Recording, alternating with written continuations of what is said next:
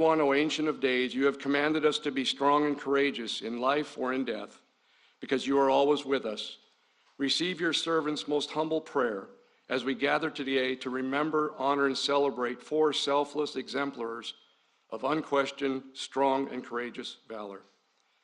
Staff Sergeant Edward Keneshiro, Specialist Dwight Birdwell, Specialist Dennis Fujii, and Major John Duffy's strong and courageous actions in Vietnam inspire us all. Each of these men distinguished himself at the risk of their own lives above and beyond the call of duty. Lord, you provided our nation and our army a Buffalo soldier imbued with the courage to believe we can, we will, the commitment of a cavalry raider who was prepared and loyal, the care of a combat medic to preserve life, and the character of a special forces warrior to free the oppressed. When our nation asked who will go, each of these men declared, "Here am I, send me." Today, a grateful nation bestows its highest honor to these men of valor who look not only to their own needs, but to the needs of others in time of extreme crisis. Almighty God, be present with us during this ceremony as we recognize the intrepid service of these heroes. Richly bless the recipients we honor today, along with the many family members, comrades in arms, and dear friends who support them. May the actions of these men in the crucible of combat inspire others to acts of personal courage and selfless service. Guide our nation and leaders. Preserve us all under the canopy of your everlasting love and care. It is in your majestic and mighty name I pray. Amen.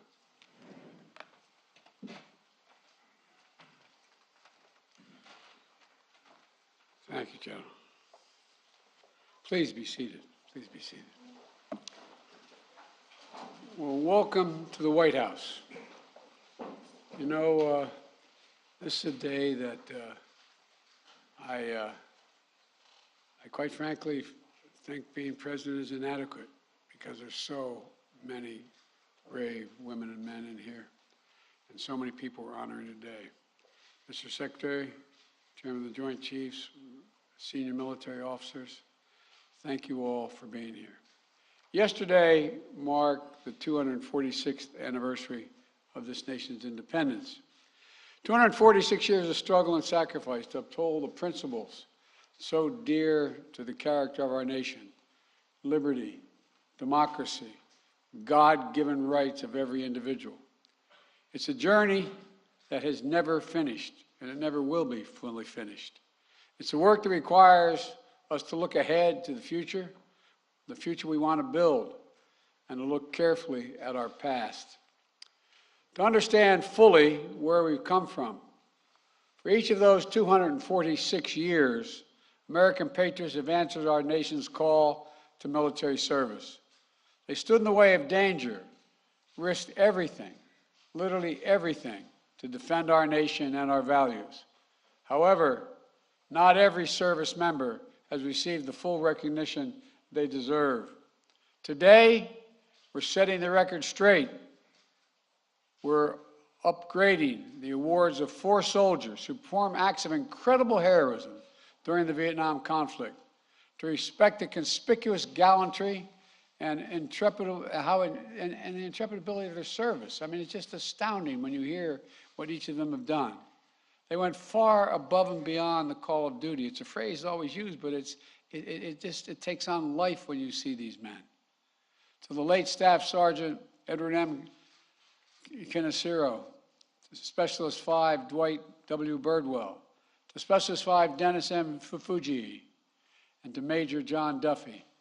I'm proud to finally award our highest military recognition, the Medal of Honor, to each of you, one posthumously.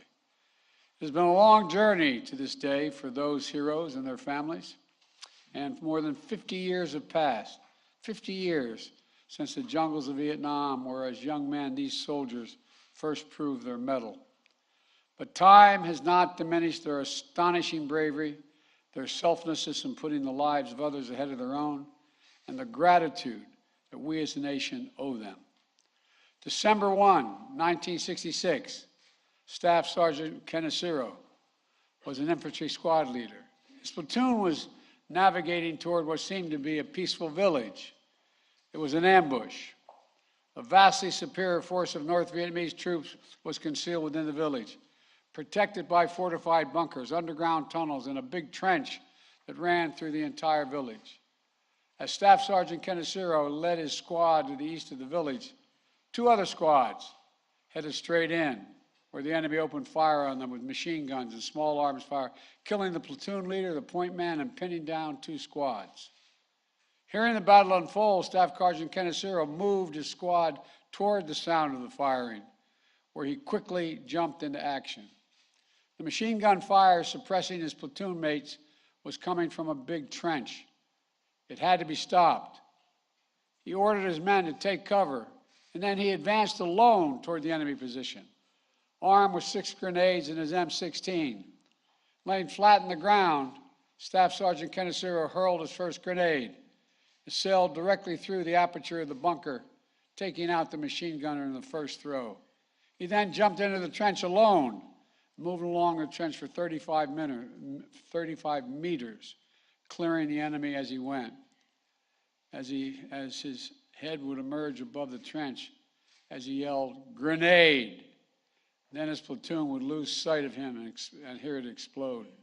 By the time he was done, the two other squads were able to stand up, collect their dead and injured, and recognize and reorganize the fight, and successfully withdraw from the village. According to the eyewitnesses' account of the battle from Staff Sergeant Haskett, Keneshiro's bravery in single-handedly clearing the trench averted what might have been, quote, a disaster for the whole platoon. Born and raised in Hawaii, the son of Japanese immigrants, a proud husband and father of 4, Staff Sergeant Keneshiro continued his service with his unit in Vietnam until he was killed in action by hostile gunfire on March 6, 1967. Today, his memory lives on in the lives he saved, in the legend of his fearlessness, and in the hearts of the family he left behind. John, Naomi, Tom, thank you for being here today. And thank you, too, for your sister Doris as well, who could not be with us. And John, thank you for your military service. Your family sacrificed so much for our country. I know that no award can ever make up for the loss of your father, for not having him there as you grew up. But I hope today that you take some pride and comfort in knowing his valor is finally receiving the full recognition it has always deserved. January 31, 1968, it was an opening assault that would come to be known as the Tet Offensive, a particularly bloody period of the Vietnam War. North Vietnamese forces launched an attack on a strategically located air base near Saigon. The first American unit called to respond was that of Specialist 5 Dwight Birdwell.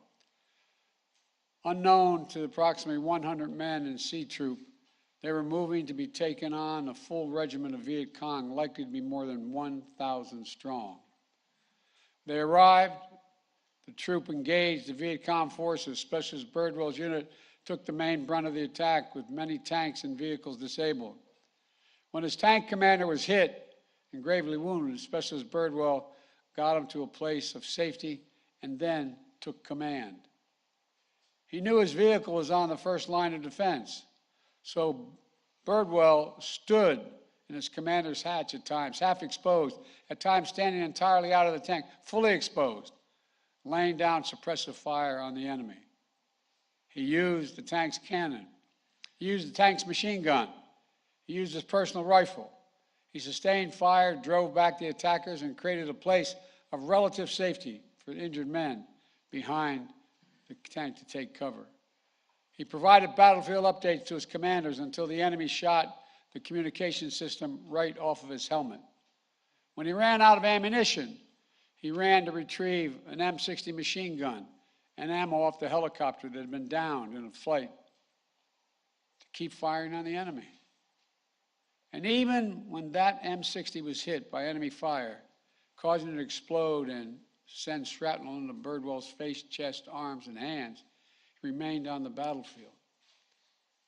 When he was ordered to load onto the medevac helicopter, he complied. This I find amazing, only to crawl right back off the other side and to keep on fighting. That should call taking orders and causing trouble. God love you. Only after reinforcements arrived and only after he helped treat the evacuees, his fellow wounded, did Specialist Birdwell agree to evacuate himself. At the time, Birdwell received a Silver Star for his outstanding heroism on the battlefield. It took decades for his commanding officer, then General Glenn Otis, to realize Birdwell had not received the full honor he had earned. But in retirement, General Otis made sure to correct the record and fully document Birdwell's actions to make this day possible. A member of the Cherokee Nation, Birdwell credits the Cherokee veterans who came before him and encouraged him to serve when he called. And I might note, Native American communities, a larger percentage, serve in the United States Armed Forces at a higher percentage rate than any other cohort in America.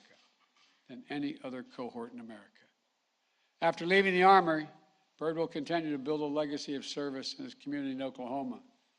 He started his own law firm, served for 12 years on the Cherokee Nation Supreme Court, and he passed that legacy of service down to his daughter, Stephanie Birdwell, who's with him today, and who serves as the director of the Office of Tribal Relations at the Department of Veterans Affairs. Specialist 5 Birdwell, thank you. Thank you, thank you. And to your wife, Virginia, who I know wishes she could be here with you today, give her our love as well. I'm grateful for all that you've given to our country, and that at long last, your story is being honored as it should have been always. February 18, 1971, Specialist 5 Dennis Fujii, who was serving as a second tour in Vietnam as a crew chief on a helicopter ambulance, conducting a rescue operation in Laos. They were there to evacuate wounded Allied Vietnamese military personnel. But as their chopper attempted to land, it became the target, sustaining heavy damage that caused them to crash land in the middle of the conflict. When a second American helicopter managed to land nearby minutes later, it was able to evacuate all the downed crewmen except the Specialist Fujii. Rather than risk the lives of his crewmates, Specialist Fujii waved off the helicopter, told them to depart, remaining behind as the only American on the battlefield. Several attempts were made to rescue him before Specialist Fujii could find a radio and call off further attempts. It was too dangerous, he said. He stayed behind, ignoring his own wounds, while helping tend the wounded Vietnamese allies on the field. The next night, the enemy force renewed their assault on the Allied lines with heavy artillery. For more than 17 consecutive hours, Specialist Fujii called in American gunships to help repel the attack. He repeatedly exposed himself to hostile fire in order to better observe enemy positions and direct airstrikes against them. On the radio, his fellow Americans knew him as Papa Whiskey, clear-eyed, level-headed soldier, directing airstrikes so precisely they were able to drive back the forces that had come within 15 to 20 meters of a friendly camp. When an American helicopter was finally able to retrieve him, wounded and severely fatigued, 2 days after his air ambulance had crashed, he made it only about 4 kilometers before it crash landed. Specialist Fujii had to wait 2 more days for another South Vietnamese base before he was able to leave the area and receive the medical assistance for his wounds. Speaking to the press shortly after his experience, Specialist Fujii downplayed his own contributions and honored the skills of the Allied Vietnamese troops he fought with, simply saying, I quote, "I like my job. I like to help other people who need help out there." It's amazing. Today, Specialist 5 Fujii, we remember and we celebrate just how many people you helped. I want to thank you and your wife, Ray, who couldn't be here with you today, and your brother, Edwin, for all your family has done for this nation. We will forever honor your commitment to your crew, your allies, and to your country. April 14, 1972, the Battle of Fire Support Base Charlie. A lone American on the base, serving as a senior advisor to the Army of the Republic of Vietnam, was Major John Duffy. They called him Dusty Cyanide. That was his call name. In those days, leading up to April 14th, the battalion command post had been destroyed.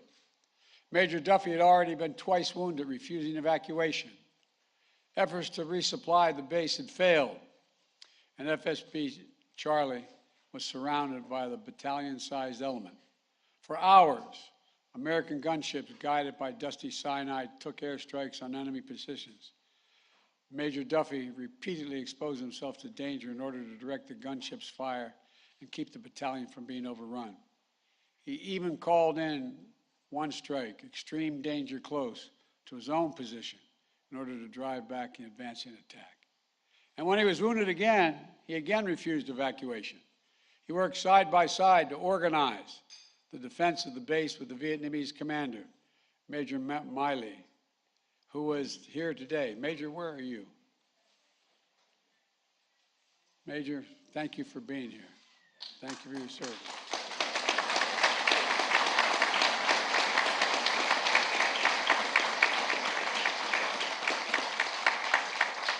It's an honor to have you here.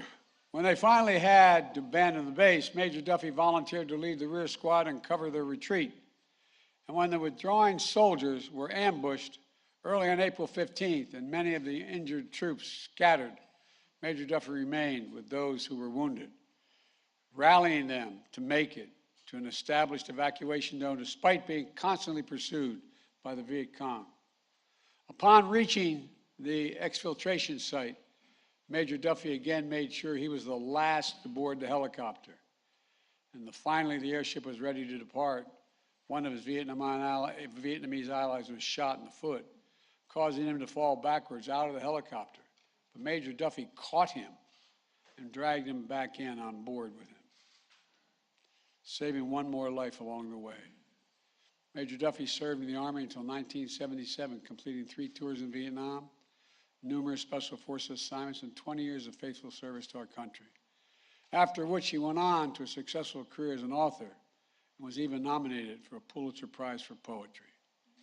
He is the definition of a warrior poet, enduring devotion to those he served with and those who serve our nation still. Thank you, Major Duffy, for all that you've inspired in others. And as Commander-in-Chief, I know this is not only for those who wear the uniform of our nation who serve, it's your families as well. So Mary, thank you for all that you sacrificed over the years as well. To Marcus and Judd, I want to emphasize what you already know. Your grandpa's a hero, flat out, unadulterated hero. We're able to take these actions today to upgrade the awards and properly honor the duty and devotion of those soldiers. Thanks to individual dedication of those who serve with them.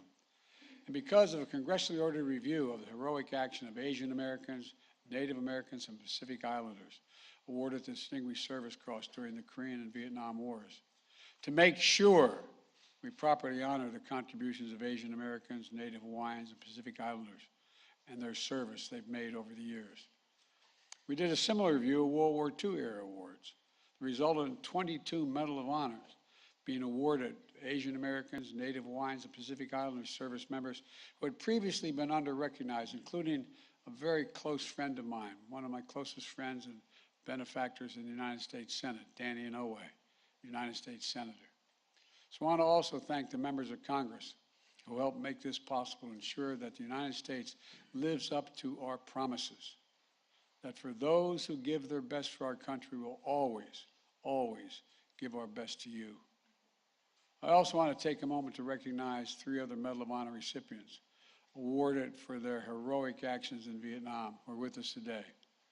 Walter Morin. Walter, where are you? There you go, Stint. Walter, thank you,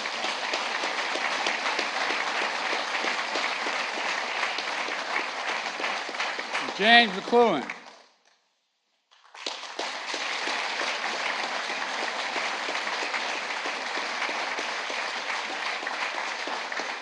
Brian Thacker.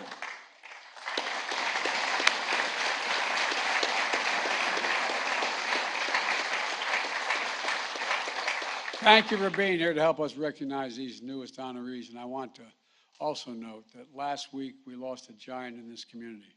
Herschel Woody Williams passed away at the age of 98, the last Medal of Honor recipient of World War II.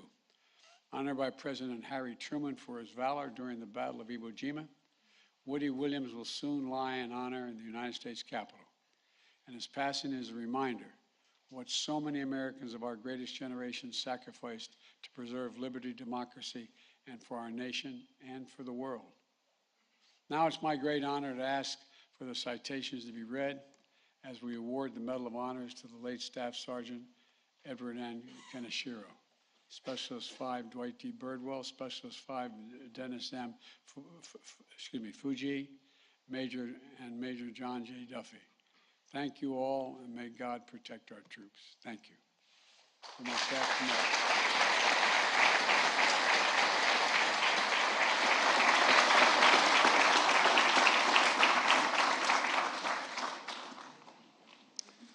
John Kaneshiro, accepting on behalf of his father, Staff Sergeant Edward Kaneshiro.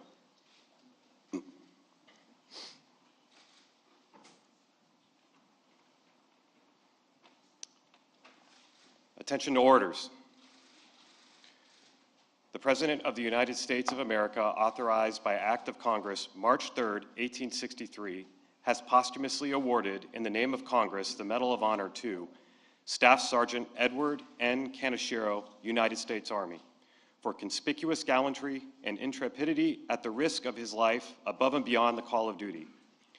Staff Sergeant Edward N. Kaneshiro distinguished himself by acts of gallantry and intrepidity above and beyond the call of duty while serving as an infantry squad leader with Troop C, 1st Squadron, 9th Cavalry, 1st Cavalry Division near Pha Hu 2, Kim Song Valley, Republic of Vietnam, on 1 December 1966.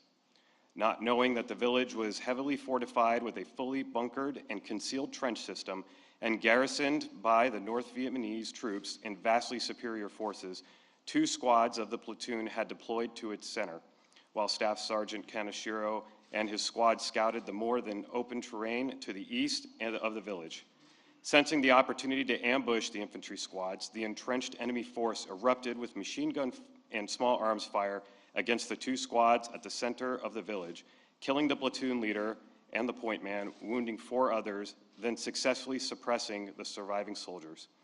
Staff Sergeant Kaneshiro moved with his men to the sounds of the fire, swiftly reading the situation, seeing that the fire from the trench had to be stopped if anyone was to survive. He first deployed his men to cover, then crawled forward to attack the enemy force alone. He began by throwing grenades from the parapet while flattened to the ground, successfully throwing the first grenade through the aperture of the bunker, eliminating the machine gunner who had opened the action. With 5 grenades remaining and his rifle to sustain the assault, Staff Sergeant Kaneshiro jumped into the trench to sweep its length where it fronted the 2 pinned squads. Over the distance of about 35 meters, he worked the ditch alone, destroying 1 enemy group with rifle fire and 2 others with grenades. By the end, by the end of his sweep, the able-bodied survivors of the 2 squads were again standing and preparing to move the dead and wounded. Staff Sergeant Kaneshiro's actions enabled the orderly extrication and reorganization of the platoon, which ultimately led to a successful withdrawal from the village. Staff Sergeant Kaneshiro's conspicuous gallantry and uncommon heroism under fire are in keeping with the highest traditions of the military service and reflect great credit upon himself, his unit, and the United States Army. Signed, Joseph R. Biden, the President of the United States.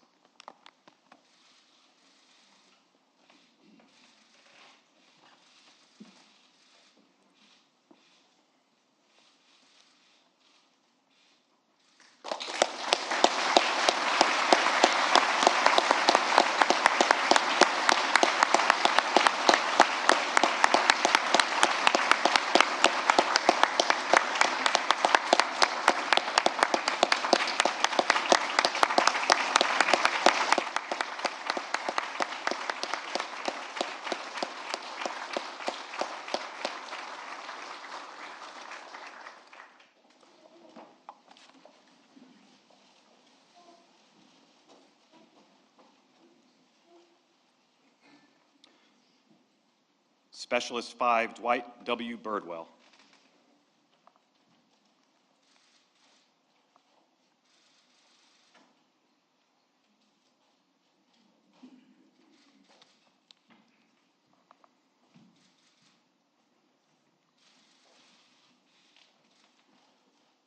Attention to orders.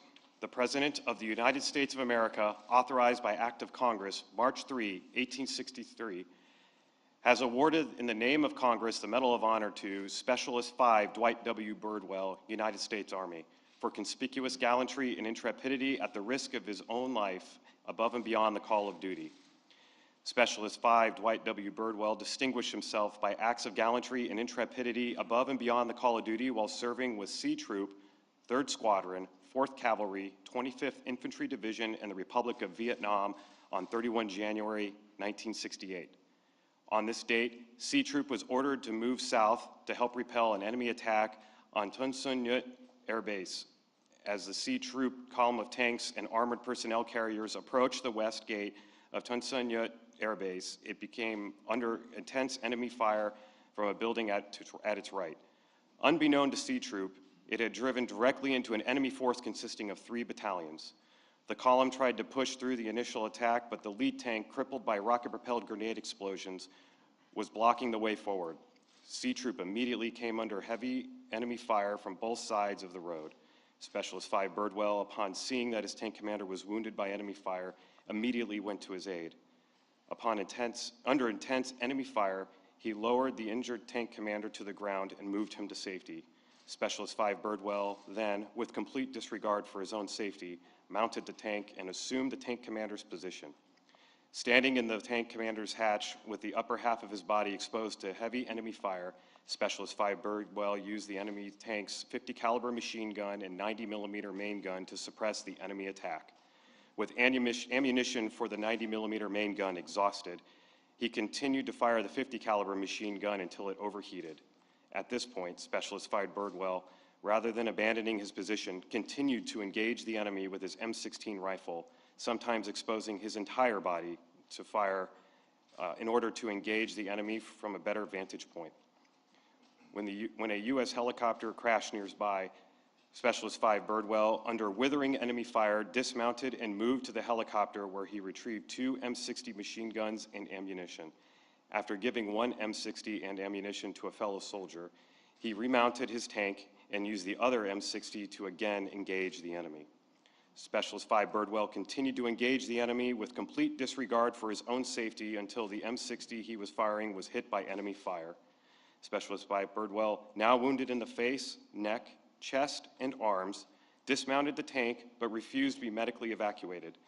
Instead, Specialist 5 Birdwell, under enemy fire, rallied fellow soldiers to advance toward the front of the armored column where they set up a defensive position by a large tree. From this position, he and the other soldiers engaged the enemy with M16 fire and grenades. As the enemy fire lessened, Specialist 5 Birdwell gathered ammunition from disabled vehicles and helped wounded soldiers move to safer positions. His leadership and tenacity under fire inspired the other C Troop soldiers to continue fighting against the superior enemy force and directly contributed to the enemy's ultimate defeat. Specialist 5 Birdwell's extraordinary heroism and selflessness above and beyond the call of duty were in keeping with the highest traditions of military service and reflect great credit upon himself, his unit, and the United States Army. Signed, Joseph R. Biden, the President of the United States.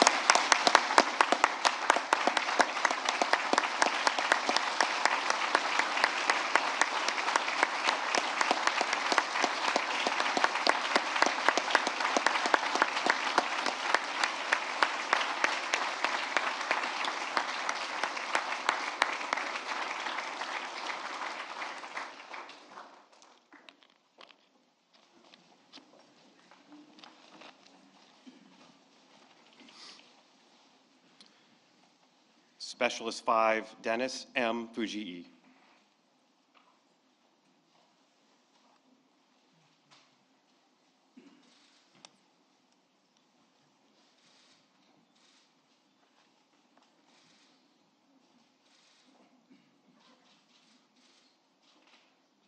Attention to orders. The President of the